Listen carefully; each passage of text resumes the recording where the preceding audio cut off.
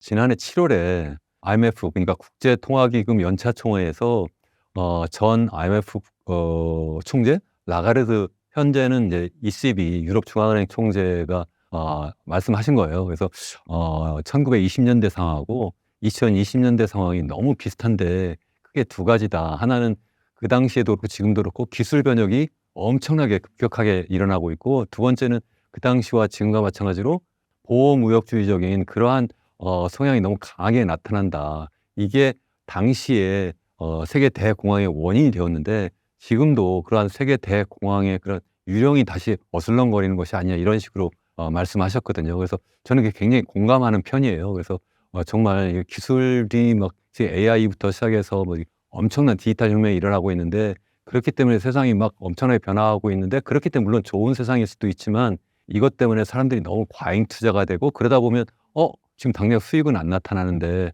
이게 어떻게 되는 거지 해서 사람들이 우르르 패닉 상태가 되고, 그래서 주식을 팔기 시작하면 그게 1929년 10월 세계 대공황의 시작이었던 주가 폭락이거든요. 뭐 그런 상황이 될 수도 있고, 더군다나 이제 트럼프 2기 행정부가 들어서면서 이제 관세 전쟁을 본격적으로 막 터뜨리고 있잖아요. 그게 1930년에 그 미국에서 스무트 홀리 관세법이라는 게 있었거든요. 그게 이제 1929년에 사실 상하원 합동으로 다 사실은 그걸 통과시킨 다음에 실제 당시의 후보 대통령이 그것을 이제 정식으로 이제 서명한 것이 이제 1930년 3월이에요. 그러면서 이제 실질적으로 관세율이 당시 40%였는데 평균적으로 60%까지 이렇게 높아졌어요. 그러니까 이제 유럽 국가들이라든가 다른 나라들이 다 이제 보복 관세를 부과하게 되고, 그러다 보니까 무역이 쪼그라들고, 그러면서 전 세계적인 공황이 시작이 된 거거든요. 그러니까 지금도 소위 얘기하는 테크주, 뭐 M7이라고도 하잖아요. 뭐 엔비디아부터 시작해서 뭐 마이크로소프트나 뭐 페이스북이나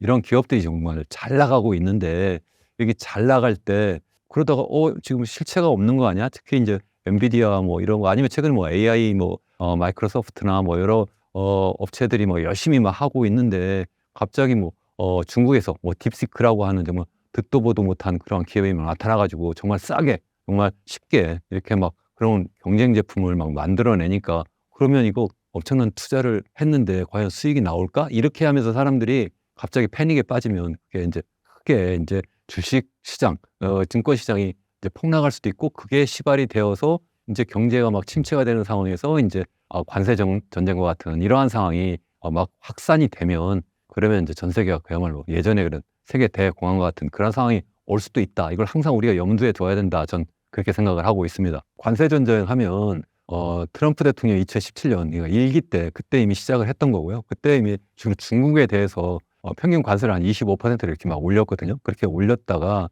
바이든 행정부에 들어서도 그걸 없애지 않고 계속 그 상태를 유지를 했어요. 그러면서 이제 관세 전쟁, 무역 전쟁뿐만 아니라 뭐 기술 전쟁 해가지고 뭐 반도체와 관련된 그런 기술이 뭐 중국으로 넘어가지 못하게 뭐 이렇게 여러 가지 이제 제한 조치를 하면서 미국과 중국 간의 패권 경쟁이 이제 본격적으로 막 시작이 됐는데, 트럼프 2기가 이제 들어서면서 그런 예전에 그 관세 전쟁을 어쩌면 이제 중국에 대해서 더 강화하고 또 전 세계로 이제 확산시키고 있는 그러한 상황이라고 이제 볼 수가 있어요. 그래서 처음 취임을 이제 1월 20일 날 했는데, 취임하자마자 사실 이제 인접하고 있는 뭐 캐나다와 멕시코에 대해서 관세를 이제 부과하겠다. 그래서 뭐 이유는 뭐 펜타닐이라고 하는 그러한 마약이 막 넘어오는 걸 왜 못 막냐. 또 뿐만 아니라 불법 이민자들이 막 넘어오는데 왜 못 막냐. 너희들이 국경을 완전히 봉쇄하지 않으면, 제대로 막아주지 않으면 25% 관세를 부과하겠다. 뭐 이렇게 하니까 사실 트리도 캐나다 총리부터 시작해서 아니면 이제 멕시코 대통령이 이제 찾아가고 전화하고 이러면서 한 달 유예했다가 다시 또 한 달이 지나니까 다시 또 한다고 했다가 다시 또 며칠 있다가 다시 또 한 달 또 유예하고 있는 현재 상태고요. 중국에 대해서도 이제 사실 관세를 또 그 다른 전반적인 상품이 아니라 특별히 이 펜타닐과 관련해서 관세를 인제 추가로 부과했는데, 그게 인제 중국은 이대로 그냥 가만히 있지 않고 바로 보복 관세를 인제 부과하고 있고, 또 그래서 지금 전반적인 상황이 지금 확산되고 있는 건 지금이에요. 그래서 지금 소위 뭐 철강과 알루미늄에 대해서 또 인제 관세를 인제 전 세계를 대상으로 또 하겠다고 하고 있고, 그래서 지금 처음에는 단순하게 인제 마약과, 그리고 이제 국경으로의 인제 불법 이민 문제를 빌미로 해서 인제 관세 부과를 시작을 했지만, 이제는 점점점 더 품목을 확산하고 또 대상 국가도 확산하고 있다. 그래서 전 세계적으로 인제 관세 부과를 사실 하겠다고 이미 공언을 했어요. 그래서 지난해에 중국에 대해서는 뭐 60% 관세 부과한다고 그랬고, 다른 나라에 대해서는 뭐 한 20% 정도까지 관세를 부과하겠다 이렇게 했는데 최근에는 이제 그 관세를 이게 보편 관세가 아니라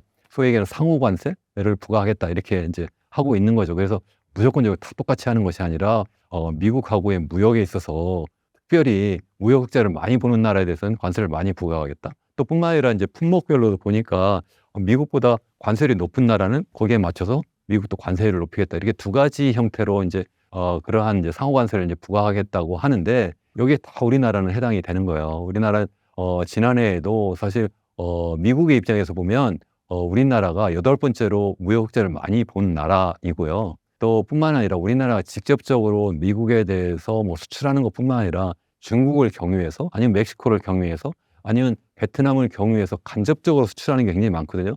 근데 지금 이 세 나라가 다 미국이 타겟으로 삼고 있는 그러한 나라들이에요. 그래서 이런 나라들에 대해서 관세를 이제 많이 부과하게 되면 우리나라는 직접적으로 관세 폭탄을 맞아서도 힘들고 또 간접적으로 다른 나라를 통해서 관세를 부과받기 때문에 그것 때문에도 힘들고 또 이런 나라들이 또 다 이런 관세 전쟁에서 당연히 경제가 침체될 수밖에 없고 그러니까 그런 나라는 그런 나라들대로 내수를 위한 수입도 줄어들 수밖에 없고 그러니까 우리나라는 당연히 수출하는데 힘들 수밖에 없다는 거고요. 실제 우리나라는 다른 나라와 달리 너무 조그만 영토 속에서 많은 사람이 살고 있잖아요. 그렇기 때문에 무역을 하지 않으면 먹고 살지 못하는 나라인데 지금 한때는 우리가 뭐 1960년대 이후에 소위 수출 주도형 산업화 전략이라고 해서 뭐 한 해에 뭐 14%까지 막 이렇게 성장하는 때가 있었고 그래도 뭐 최소한 10% 아니면 뭐 5% 후반대 막 계속 성장했는데 그때만 해도 전 세계가 자유무역 세계화를 막 하던 시절인데